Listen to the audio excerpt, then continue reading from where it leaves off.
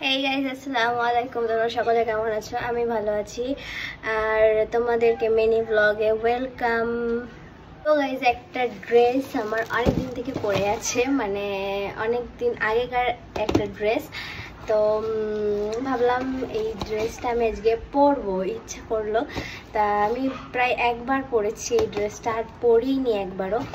তো ভাবছিলাম যে এইটা একবার পরি, মানে এমনি এমনি বাড়িতেই পরবো, কোথাও যাওয়ার জন্য না। চলো এই ড্রেসটা আমি পরবো আজকে, তো তোমাদেরকে তাই ভাবলাম যে তোমাদের সাথে ভিডিওটা দেখাই, শেয়ার করি। জানি না মানে আমার বডিতে আসবে কিনা জানি না, অনেক দিন আগেকার জামা আমার এটা। এই যে এটার জামা, আর এই যেটার প্যান্ট। আমি এই জামাটা পরি না, তার কারণ আছে গাইস। এই দেখো, এর হাতাটা অনেক মানে পাতলা, আর এর বডিটার গলাটাও অনেক মানে কাজ করা আর নেটের, তো ওর জন্য আমি পরি না।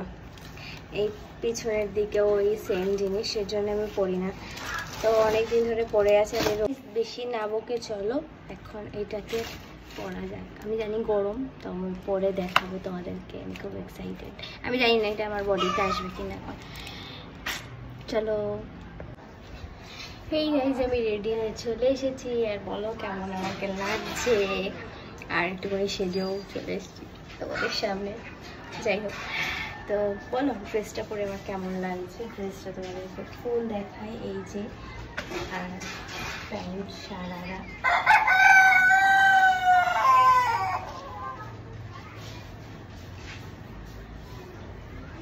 তো বলো গাইস কেমন লাগছে আমাকে পরে।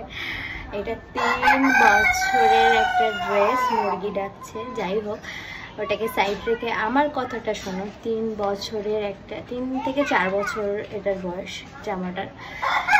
তো আমি ড্রেসটা পরলাম 1 বছর পর।